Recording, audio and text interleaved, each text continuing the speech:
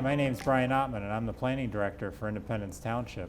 I'm here today with Mr. Richard Carlisle from Carlisle Wortman Associates. He is our planning consultant and leading the charge on the master plan update that the township is going through. So today we're just going to have a brief conversation about some questions on how the master plan update works, and we'll go from there. Independence Township has had a long tradition of planning. Can you share your perspective on or how the master plan has evolved? Well, this township has taken the master plan very seriously, in my opinion, over the years.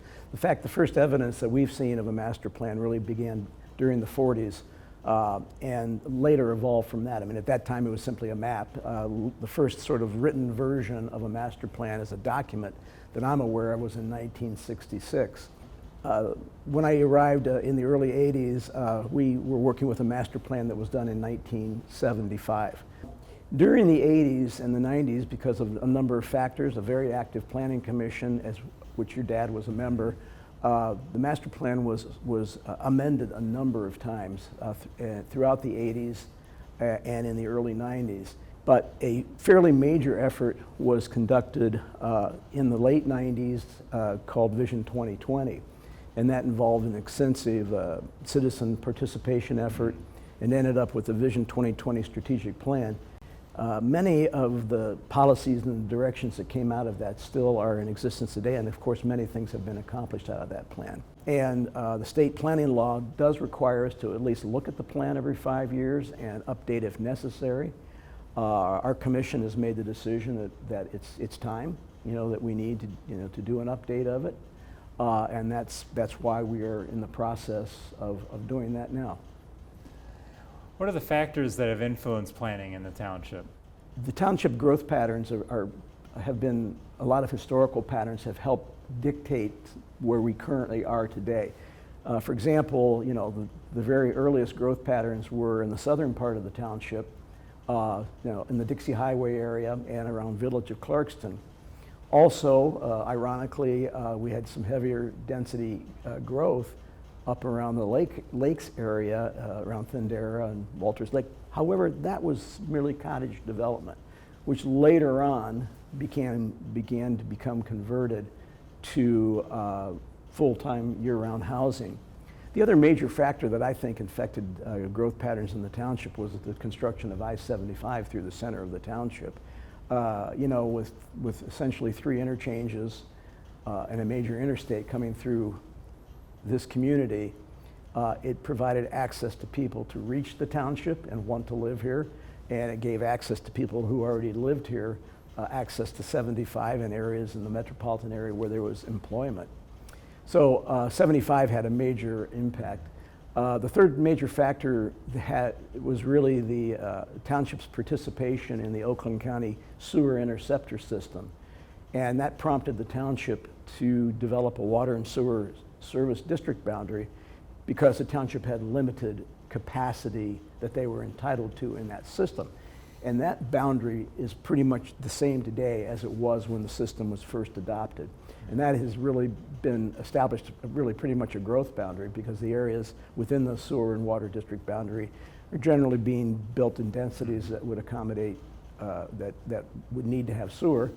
And it's allowed us to keep the areas in the northeast and the northwest part of the township in relatively low density patterns.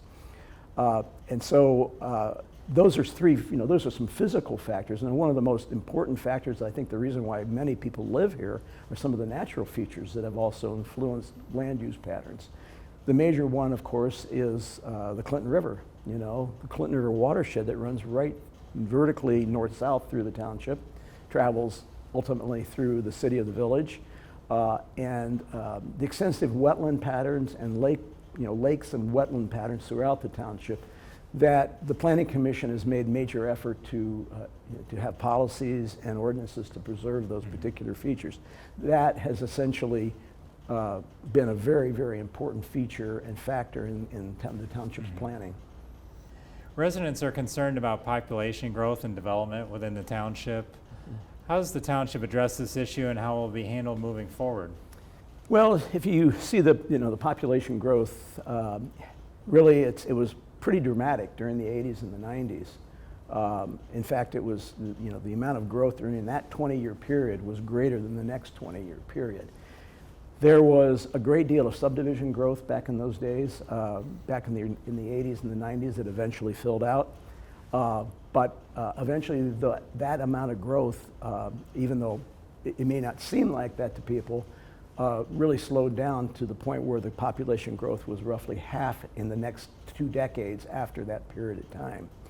There's a lot of reasons for that. Partly, it's not just the lack of housing. It's the diminished family household size, so that you have fewer people living in houses, and the aging population. I mean, we've seen the population. The over 55 population is growing exponentially, not just in Independence Township, but around the country. And so, consequently, people are seeking different types of housing. I mean, even to the point where we've had several more long-term care facilities built in the township in the last several years. Moving forward, the population will likely continue to slow. That doesn't mean there's not going to be growth of some type. Because of smaller family households, there's still going to be houses being built, just occupied by fewer people. But the general pattern has been a downward decline in the growth, the level of population, even though there has been additional population added. Moving forward, how's the Planning Commission updating the master plan? Well, we try to keep it simple for most, when we do planning studies for people, because we say, think of doing a planning study using the 3 whats method. It's what, so what, now what, So the first question is, what is the issue? Second of all is, so what is, why is this issue important? If you can't identify what the issues are, or you can't define why it's important, then either the issue needs to be redefined, or it may not be an issue. Mm-hmm. The final what is, now what? Okay, what are we going to do about that? And that's when we use developing the goals and policies in the master plan and particular strategies to say, okay, we have these issues, this is why it's important, this is what we're going to do about it. Mm-hmm. This process of doing the master plan is not done in a vacuum. As a matter of fact, I mean, it's done with a high degree of public participation. We are, obviously conducting a survey, which you might want to speak about in a minute. We've had several focus group discussions already with the young families and with the senior citizens. We've had a joint workshop between the Planning Commission and the Township Board, but there'll be more. And the master plan will be discussed at many Planning Commission meetings, and public are welcome to express their opinions if it's not even on the agenda, because we have a public participation session. But the survey that you have developed and is on the website is extremely important, and we want to encourage people to participate in that.